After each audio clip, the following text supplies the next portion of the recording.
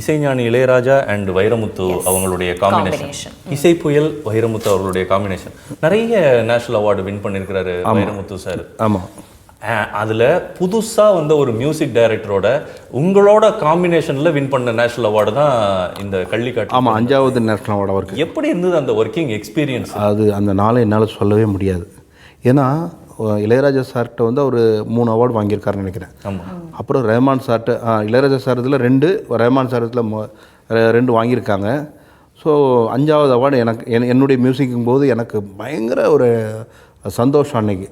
ஏன்னா நம்ம வந்து ஒரு கேசட்டில் பாட்டு கேட்டுட்டு இருந்த ஆள், வைரமுத்து சாருடைய லிரிக்ஸு, இளையராஜா சாருடைய மியூசிக், ரஹ்மான் சாருடைய மியூசிக் அப்படி கேட்டுட்டு இருக்கும்போது வைரமுத்து சாருக்கு என்னோட மியூசிக்கில் தேசிய விருதுங்கும் போது ஒரு பிரமிப்பாக இருந்துச்சு, ஒரு நினச்சி பார்க்க முடியாத ஒரு விஷயமா இருந்துச்சு. ஸோ அந்த ஒரு வாரம் ஃபுல்லாக எனக்கு வந்து ஆக்சுவலாக என்ன சொல்லுவாங்க, ஜாங்கிரி சாப்பிட்ற மாதிரி ஸ்வீட்டாகவே இருந்துச்சு.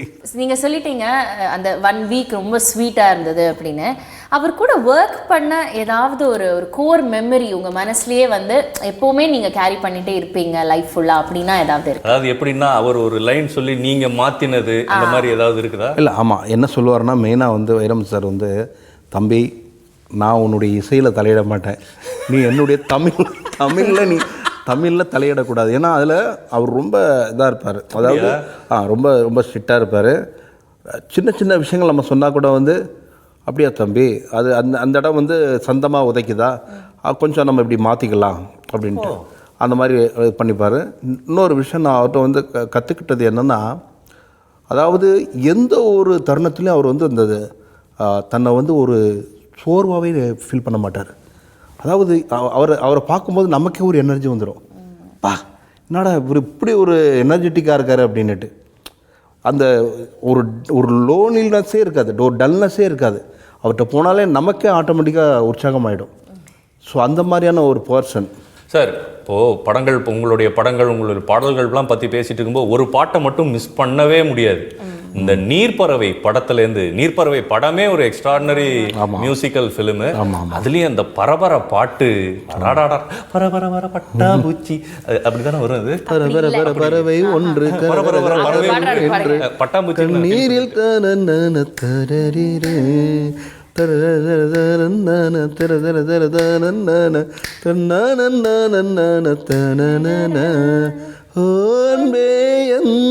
வாழ்வுக்கு ஆசீர்வாதம் நீயடி, கண்ணீராடும் பிள்ளைக்கு நீயே கண்ணி தாயடி,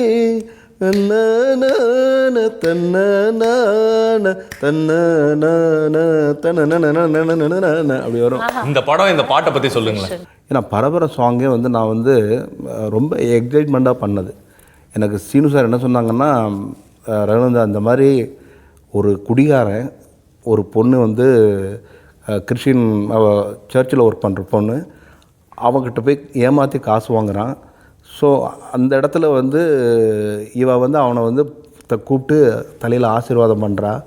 ஸோ அப்போ வந்து எனக்கு வந்து எப்படின்னா, அவன் முதல் தடவையாக ஒரு பெண் வந்து தலையில் கை வச்சோன்னா அவனுக்கு ஷாக் அடித்த மாதிரி ஒரு ஃபீல் ஆகுது.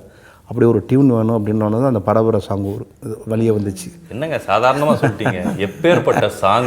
அந்த சாங் நான் எப்படி கம்போஸ் பண்ணேன்னா, பைக்கில் போயிட்டு போய் தான் கம்போஸ் பண்ணேன். எப்படி சொல்லுங்கள். நான் வந்து ஒருத்தருடைய பைக்கில் போயிட்டு இருந்தேன். எனக்கு அப்படியே நான் நிறைய யோசித்தேன். என்னென்னா அந்த மாதிரி விஷயங்கள் நிறைய, அதாவது லவ் நிறைய மாதிரி வந்திருக்கு.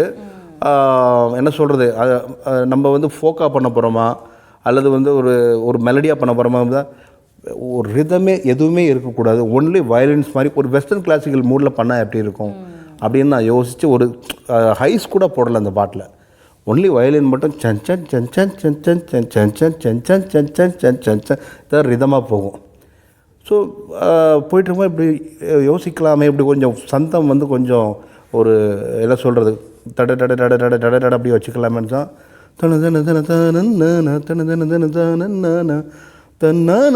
தன தன நீளமான சந்தம். ஆமாம். ஆனால் சரணம் பார்த்தீங்கன்னா திரும்ப நான் நார்மல் ஆகிட்டேன். தேவாலயம் எழுகும் நானே, தெரியேறும் தீபம் நீயே, என் தேகம் கண்ணீர் விட்டு கரையுதே, மலையில் கழுவிய மனதிலே தொலைந்த காலடி நானடி அந்த மாதிரி அந்த எமோஷன். ஆமா. இதுல ஆக்சுவலி என்ன பாயிண்ட்னா, சின்மயி மேம் எவ்வளவோ பாடல்கள் பாடிருக்காங்க, நிறைய பாடல்கள் அவங்களோட ஹிட். ஆனா எந்த ஒரு ஸ்டேஜ் ஷோ ஆனாலும் இந்த பாட்டு அவங்க பாடும்போது அவங்கள்ட்ட இருக்கிற அந்த லவ் வேற மாதிரி சார். அவங்க வந்து ஆக்சுவலாக எங்கள் கோழிப்பண்ணை செல்லத்துடைய பாட வந்தாங்க. அப்போ என்னை வந்து சொன்னாங்க, சார் என்னுடைய மோஸ்ட் ஃபேவரட் சாங், அதில் ஏகப்பட்ட ரீல்ஸ்லாம் எனக்கு வருது, உங்களுக்கு தெரியுமா அப்படின்னாங்க. நான் எதுவுமே தெரியாமல் எனக்கு தெரியாது மேடம் அப்படின்ட்டேன். ஆக்சுவலாக என்னென்னா அதில் ஒரு ஜீவன் இருக்குன்னு தான் நான் ஃபீல் பண்ணுறேன். ஒரு லவ், அதாவது நம்மளை மீறி அதில் வந்து அதில் இருக்குது. என்னுடைய அந்த என்ன சொல்கிறது, என்னுடைய காதல் மொத்தம் அதில் இருக்குன்னு தான் சொல்லணும். சார் சூப்பரான விஷயம். சின்மயி ஒரு வெர்ஷன் இருக்கு, இன்னொரு வெர்ஷன் ஜிவி பிரகாஷ். ஆமாம், நீங்க ஒர்க் பண்ண ஜிவி பிரகாஷ் அவர் எப்படி பாட வச்சீங்க?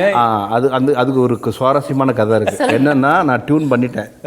எனக்கு வந்து டியூன் பண்ணதுக்கப்புறமா லிரிக்ஸ் ரெடி ஆகிடுச்சு.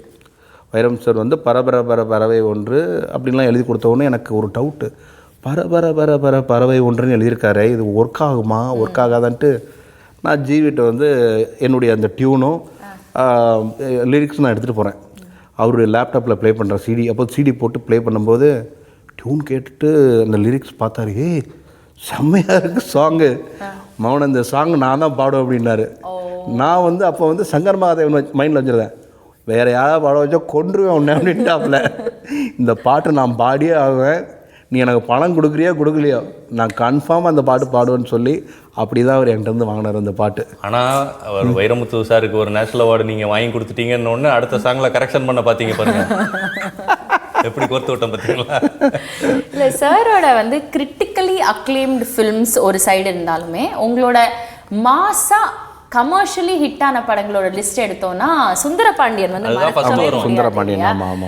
அதுவும் விஜய் சேதுபதி சார், சசிகுமார் சார், இவங்களோட காம்பினேஷனுக்காக நீங்க பிஜிஎம் போட்டு நீங்க பாட்டு போட்டு அந்த எக்ஸ்பீரியன்ஸ் எப்படி இருந்தது? எனக்கு ஆக்சுவலாக தென்மேற்கு பருவக்காற்று ரிலீஸ் ஆனதுக்கு அப்புறமா அவர் எஸ்ஆர் பிரபாகரன் வந்து தென்மேற்கு பருவக்காற்று சாங்கோட பெரிய ஃபேன். அவர் வந்து என்னன்னா, கம்பெனியில் நிறைய விஷயங்கள் வந்து அவங்க வந்து வேறு கம்போசர் சொன்னால் கூட இல்லவே இல்லை, இந்த படத்துக்கு ரகுநந்தன் தான் கரெக்டாக இருப்பார் சூப்பர் அப்படின்னு எனக்கு ஸ்ட்ராங்காக நின்று வாங்கி கொடுத்தது எஸ்ஆர் பிரபாகரன் தான்.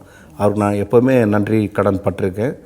அவர் தான் எனக்கு வந்து இந்த கதைக்கு வேறு யாருமே கரெக்டாக இருக்க மாட்டாங்க, ஏன்னா அந்த மண் சார்ந்த அந்த ஃபீல் எனக்கு வரணும் அப்படின்னு சொல்லி அந்த தென்மேற்கு பருவக்காற்று அந்த பாடல்களை கேட்டு தான் எனக்கு இந்த படம் கொடுத்தாரு.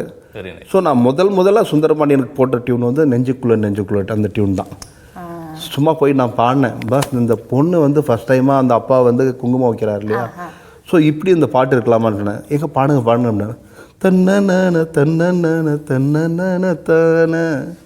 தன தன்ன தன்ன தன்ன தான அப்படின்னோடனே நல்லா இருக்கே, இதை லாக் பண்ணிடலாமே இந்த டியூன் வந்து அப்படின்னாரு.